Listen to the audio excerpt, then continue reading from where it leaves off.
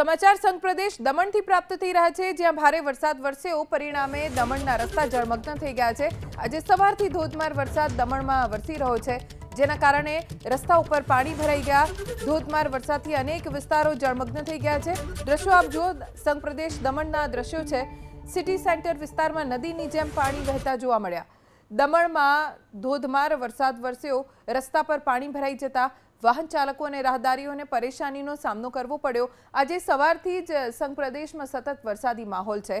અહીંયા red alert જાહેર કરવામાં આવ્યું છે। સંઘ પ્રદેશ દમણમાં અત્યંત ભારે વરસાદનું એલર્ટ આપવામાં આવ્યું છે અને આ તમામની વચ્ચે ધોધમાર વરસાદ આજે સવારથી જ ચાલુ છે, જેના કારણે નીચાણવાળા વિસ્તારોમાં પાણી ભરાઈ ગયા છે। દરિયાકાંઠાની નજીક આવેલા વિસ્તારો જ્યાં વરસાદનું જોર વધુ જોવા મળી રહ્યું છે।